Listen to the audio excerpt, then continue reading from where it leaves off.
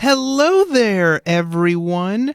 My name is Josh. Some of you may know me as one of the hosts on what was the Dumpster Fire here on AIM Student Radio, the way radio should be. The Dumpster Fire will continue, but that will be on Thursdays with myself and Dax. Hope to see you all there. But right now, I'd like to go ahead and welcome you to this solo show that I've had an idea for the longest time, and now I'm actually going ahead and doing it and recording it. So I welcome you all to Talking Smarks. In this show, I will be discussing primarily the wacky world of the professional wrestling industry. I will primarily be covering the guys and gals of All Elite Wrestling, currently my favorite promotion now for the last 3 years or so, as well as the stars of New Japan Pro Wrestling, with the occasional tidbit regarding WWE and whatever they have going on over there. I just ask that you stay tuned here with me as I go ahead and discuss the absolutely incredible pay-per-view that was done this Sunday by All Elite Wrestling, Double or Nothing 2022. Absolutely stacked show, top to bottom. I ask that you join me as I recap the entire pay-per-view from the buy-in all the way to the main event, and get right back into the action with AEW Double or Nothing this past weekend from a sold-out T-Mobile Arena in Las Vegas, Nevada. I'll go ahead and start with talking about the buy-in here. This was about 30 minutes before the pay-per-view started, just a way to get the crowd fired up, encourage people watching on TV to order the pay-per-view. The buy-in match was Hook and Danhausen, also known as Hookhausen, very nice, very evil, against the team of Tony Nese and Smart Mark Sterling. This was a fun little match. I want to say it was maybe less than 10 minutes from start to finish at the end of the day. It is the buy-in. It's just meant to get people excited. Hook and Danhausen are very over. That means they are very popular with the crowd as they were making their entrances and doing their moves in the ring. Crowd standing up, cheering, screaming, hollering, you name it. The winners of this match were Hook and Danhausen, with Danhausen scoring the pin. This was followed by the beginning of the main card, which was indeed on pay-per-view, and it began with the match of MJF versus Wardlow, the stipulation being if Wardlow beats MJF, Wardlow would no longer be bound to MJF's contract, which meant that MJF could do whatever he wanted to Wardlow, decide when he got title opportunities, when he didn't, as well as if Wardlow ever won any title, he had to give it up to MJF in the context of the storyline. But there was some real drama here, folks. Prior to the pay-per-view, this was not part of the event. The day before the show, at the Mandalay Bay in Las Vegas, AEW was doing a fan fest as well as a meet and greet where fans could pay to meet the wrestlers and get their autographs. And allegedly, MJF did not show up. He was scheduled to appear. People could purchase tickets to meet MJF and get autographs. He legitimately no-showed the meet and greet. He was spotted allegedly by fans just gambling inside the Mandalay Bay Casino. And the story takes an even crazier turn as it was reported later on by sources within the wrestling community that a flight out of Las Vegas was reportedly booked for MJF. So it seemed like he perhaps wasn't even going to be on the show, which would have thrown this match with Wardlow completely up in the air. But as the show started, MJF's music played, he showed up, the crowd audibly chanting, he showed up. However, this match didn't end up being a full-on 20-minute plus long drawn out affair like many of us thought it would. It was a squash match. Wardlow brutalized the daylights out of MJF, hit him with 10 power bombs in a row, just non-stop. for an easy pin. MJF, in the context of the storyline, was then put on a stretcher and taken out of the arena. It was revealed later on that he left the arena quickly after the match. The stretcher bit was just for the people watching on TV at home, and this was more than likely AEW's way of writing off MJF from TV appearances for a while, because at the end of the day, people did pay to see MJF. They paid money to meet him, and he no-showed, and there doesn't appear, at least for now, to have been any real good reason for it.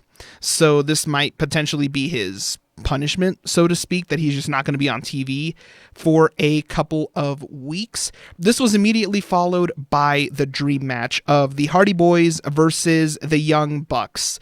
The Hardys were the dominant tag team of the late 90s and early 2000s. They popularized very much the tables, and they were one of the main components of the early TLC matches, which is tables, ladders, and chairs. They are known for their extreme high-risk maneuvers, jumping off ladders, going through tables. They were absolute stuntmen, with the Young Bucks being the tag team considered by many to be one of the best tag teams, if not the best tag team of the 2010s. And a lot of their style, their wrestling maneuvers, their high-risk offense can be directly traced to the Hardy Boys. They even somewhat dress like the Hardy Boys. And the Young Bucks actually took it one step further this past Friday on AEW Rampage, where they came out to the Hardy Boys music. They came dressed out like the Hardy Boys, and they brought out Gangrel, who was the old manager of the Hardy Boys back in the day, just to poke fun at them, get everybody hyped up for the match. This was an utterly incredible match. It had a couple of dangerous looking spots. Wow, I apologize. That was a little bit of an awkward pause there.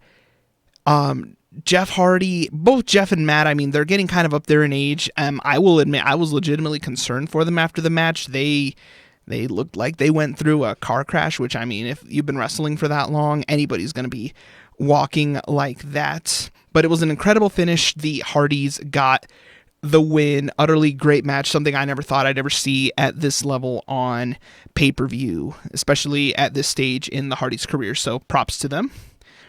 This was immediately followed by a clip of the tag teams of The Acclaimed as well as the Gun Club just partying around Las Vegas, followed by Billy Gunn, who is the father of Austin and Colton Gunn, walking into a hotel room and finding The Acclaimed as well as the Gun Club completely passed out in their hotel. This was immediately followed by the match for the TBS Championship.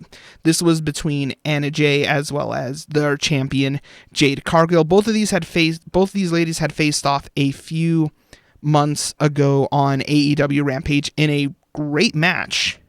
So it only made sense to run it back, but this time on a much bigger stage on pay-per-view. Anna Jay came out wearing gear that was a little bit of a throwback to her original character in AEW when she first started, which was the star of the show, kind of a hybrid between a magician and Zatanna from the X-Men series.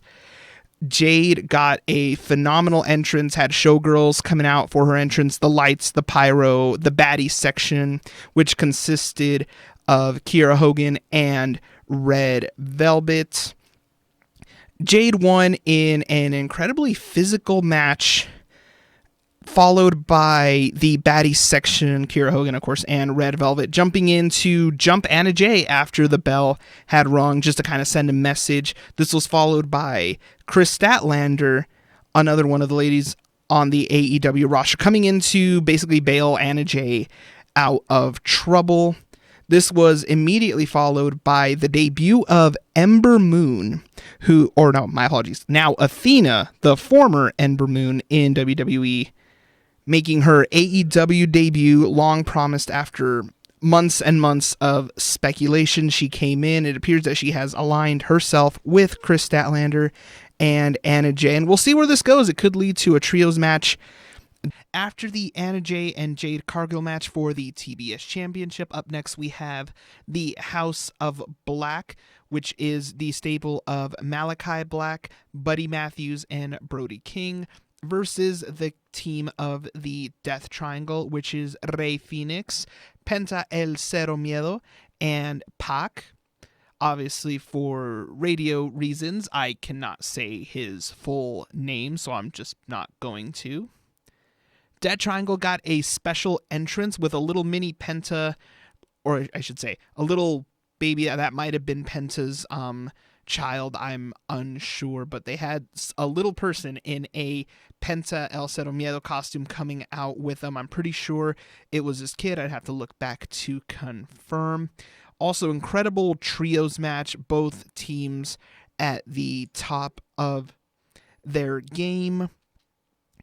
After a long-fought battle, the House of Black did win. There was an angle that had been teased for the longest time. A few months ago, Julia Hart, who was the cheerleader for the Varsity Blondes tag team, had been sprayed with black mist by Malachi Black. And throughout the preceding months, her behavior and demeanor began to change, as well as her eye having become essentially black. It had this dark kind of eerie, gross look to it. And finally, the moment that many of us had been waiting for, Julia Hart made her presence known at the end of the match, sprayed black mist into Pac's eyes, leading to the distraction for the House of Black to win. So it appears to be official. Julia Hart is now the newest member of the House of Black. They are truly becoming more and more of a force to be reckoned with in AEW. Finally, we get to the finals of the Owen Hart Foundation tournament. This tournament has been going on for the last about month or so. In AEW, you had your qualifying matches, your semifinals, and we got to the finals, which was Adam Cole versus Samoa Joe on the men's side of the bracket. Adam Cole coming out wearing pink Owen Hart inspired gear. Also a very physical and technical showcase of a match, both men delivering some great offense throughout. At the end of the day, Adam Cole won, so he was the winner of the men's side of the Owen Hart bracket. This was immediately followed by the final on the women's side of the bracket for the Owen Hart Foundation tournament, which was between Ruby Soho and Dr. Britt Baker, DMD. I had to do it. Britt had a special entrance with Rich Ward, who is the guitarist of Fozzy, which is the band led by also AEW superstar Chris Jericho. Rich Ward came out to do a nice little solo while playing Britt to the ring, only to be outdone by Ruby Soho, who is very good friends with Lars Frederiksen of Rancid. Rancid came out during the show to play Ruby Soho, which is coincidentally her theme song, to the ring. Utterly awesome moment. Rancid, obviously, they're legends. In a pretty hard-fought match, which had a lot of shades of their original match back at AEW Dynamite Grand Slam in Arthur Ashe Stadium in New York back in August. Wow, I'm getting all my dates mixed up. Or it might have been September. No, it was September. I can't talk today. Britt won, and she was also sporting the pink Owen Hart inspired gear. So you had Adam Cole and Britt Baker, who coincidentally are dating in real life. Both of them were the winners of the men's and women's side of the Owen Hart tournament. They each got their own special belts to commemorate the occasion, as well as it appears that their names are going to be inscribed on the Owen Hart Cup tournament, because this is going to be a yearly tournament from here on in. Utterly incredible matches, both of them. Up next, we have the trios match of Sammy Guevara, Ty Conti, and Frankie Kazarian versus the team of All Ego, Ethan Page, Scorpio Sky, and the debuting Paige Van Zant. Ty Conti came out sporting this gear that was certainly inspired by Maleficent. Both Sammy Guevara and Ty Conti are in a real-life relationship, but they've been playing the role on TV as just the obnoxious high school couple. And you know the couple, you've seen them. The couple that cannot get their hands off of each other for more than 5 seconds. obviously drawing much ire, much heat from the fans. They play their roles to perfection here. American Top Team, which was the team of All Ego Ethan Page, Scorpio Sky, and Paige Van Zandt, ended up winning in a pretty fun little back and forth match. The finish ended up coming a little bit after this kind of scary moment where Frankie Kazarian and Sammy Guevara were arguing back and forth. Sammy tries to go for a super kick on Kazarian. Kazarian ducks out of the way, and Ty Conti, his real-life girlfriend, accidentally eats a super kick. He's probably banished to the couch or the doghouse for who knows how long. Paige Van Zandt, for this being her first professional wrestling match ever, looked incredibly good. Obviously, her skill in the world of mixed martial arts is great. Wow, I apologize. I really cannot talk today. But hopefully this storyline with these teams has finally come to a close. It appears that it is per the stipulation. If the American Top Team won, as long as Scorpio Sky is the TNT champion, neither Sammy Guevara or Frankie Kazarian can challenge once more for the title. So hopefully we get on to some new fresh storylines. These two teams have been on this storyline for months now. If anything, I'm glad that it's over. Not saying that it was bad, but they need fresh blood. They need fresh opponents. Nothing. Next match, we have the incredibly physical and also very last-minute match. This match was not announced for Double or Nothing until this past Friday's Rampage, so less than 48 hours before the show, but we had Darby Allin versus Kyle O'Reilly in an incredible physical match. Both men are extremely gifted. Both have quite a tolerance for punishment. Kyle O'Reilly is honestly one of the most... How do I say this? Gotta think of the words. I would not want to be in the ring with Kyle O'Reilly. I will get my head kicked clean off my shoulders.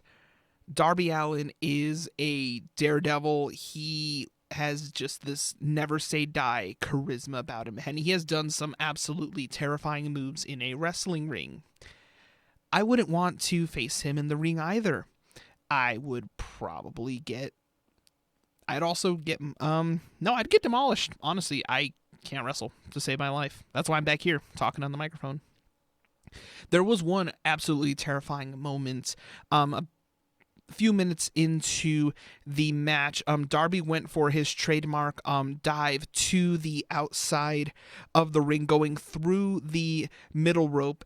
It looks like his foot ended up catching the rope, which led to him losing control, and as he was going for the dive, essentially dropped himself on his head. It looked terrifying. I watched this pay-per-view live, and Darby didn't move for a couple of seconds, and we were all collectively gasping our breath going, oh no, is he okay? Because Darby has a history of these just insanely scary looking spots. Kyle O'Reilly did end up winning the match. It was very... I wouldn't want to be in the ring with either of them. I would get turned into goo. This was followed by the AEW Women's Championship match between Serena Deeb and Thunder Rosa. Both of these women are two of the most technically gifted women's wrestlers on the AEW women's roster. And this was just a technical showcase. Stiff shots, beautiful grappling and submission maneuvers. All in all, this was probably the best women's match of the night. Not throwing any shade at any of the other women's matches, but both Serena and Thunder Rosa just took it to another level. I'm hoping that we get to see them run it back at least one more time, maybe in the confines of maybe a street fight or a steel cage. That would be great.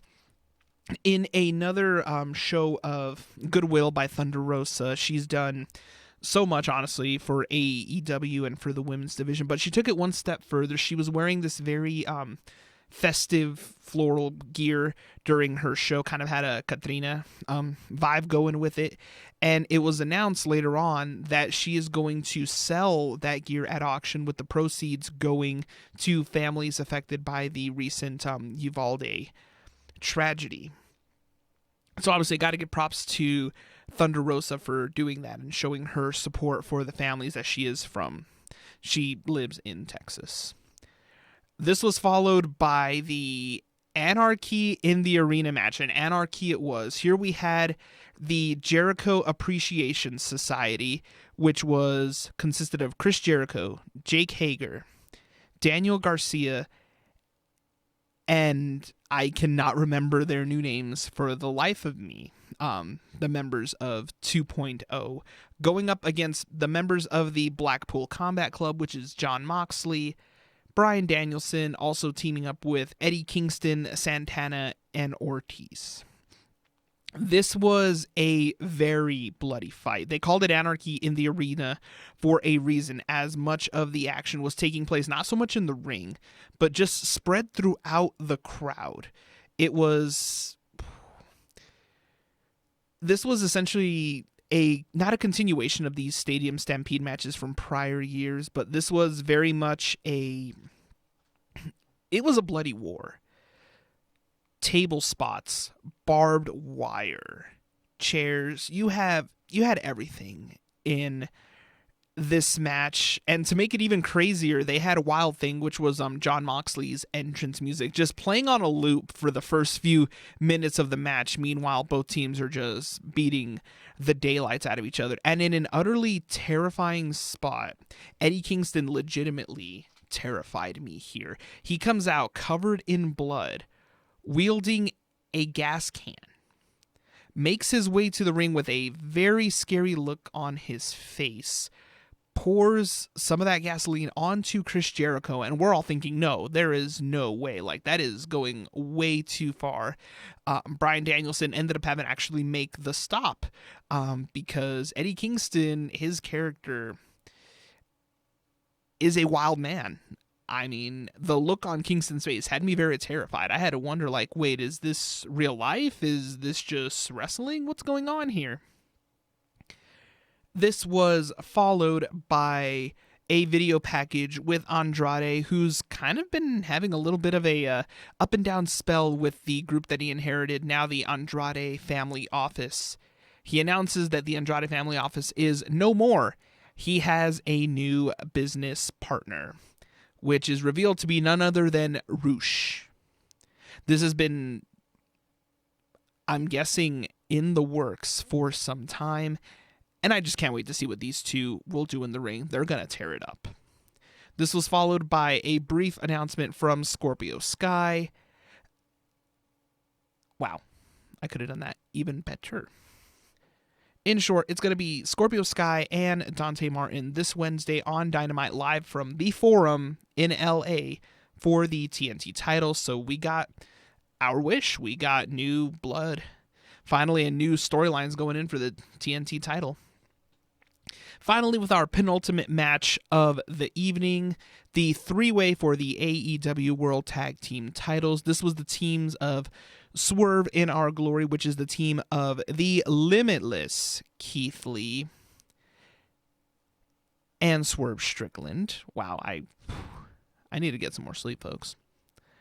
Followed by the contingent from Team Taz, which was the team of Ricky Starks and Powerhouse Hobbs, followed by against the champions Jurassic Express, which was Jungle Boy and Luchasaurus. This was a fun back and forth match. I honestly wish it could have gone on a little bit longer, even though the pay-per-view was running a bit late by this point. Jurassic Express retained the title. I have a feeling that their reign is just going to be coming to an end potentially here pretty soon. The Christian Cage, their manager, has been showing some kind of suspicious signs, which makes me wonder if this is truly the end of their reign. Only time will tell. Finally, the main event, the thing we've all been waiting for.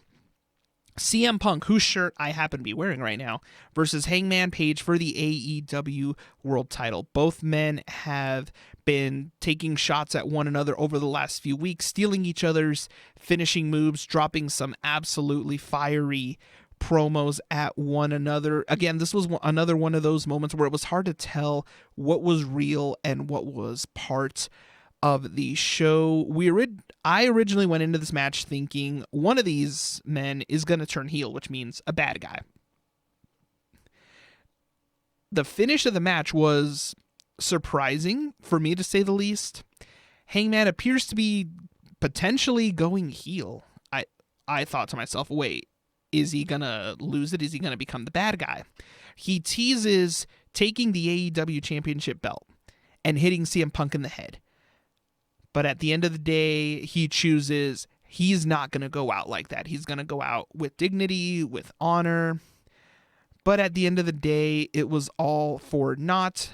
Punk countered, or my apologies, Punk capitalized on this brief moment of hesitancy from Hangman Page, picks him up, hits him with the GTS for the win. CM Punk is your new AEW World Champion. This was utterly insane for me. Not just the fact that if you would have told me at this time last year that CM Punk would be back in wrestling after 7 years, I would have said, there's no way. It's a fever dream. There's no way he's coming back. But it happened. The first dance in Chicago. A sold-out United Center. Punk returned in one of the absolute most cathartic moments, perhaps in just the entire history of the wrestling business. He's had incredible matches with Dax Harwood, not with Bryan Danielson, not yet, with Eddie Kingston. Oh, those two, I could honestly watch them wrestle over and over again till the end of time. Dax Harwood, who is really starting to show great signs if he were to go on a singles run outside of his run currently with FTR, which has also been incredible. Dax has Dax could arguably be in the top 3 wrestlers of the year right now. And that's not a joke. If you go back and watch any of Dax's recent matches, he is on fire right now. And that was it. That was the show. That was Double or Nothing 2022. Absolutely incredible show. Vegas was treated to just an incredible night. I should say incredible week of action, because AEW has been there since Wednesday. They did Dynamite. They did Rampage. They did the pay-per-view. They had the Fan Fest. I was in Las Vegas about a month ago. And while watching the broadcasts for all the AEW shows this week, all I could think to myself is, expletive, I should be there right now. And I still stand by that. All the arenas that they were in, everywhere that they went to in Vegas, I've seen it all. And, wow, I'm kind of rambling at this point. Whatever. I should have been there. Next year, if they are in Vegas, I don't know how I'm going to do it. It's probably going to cost me a lot of money, but I have to be there the whole week. Dynamite, Rampage. If they do a Fan Fest again, I got to be there.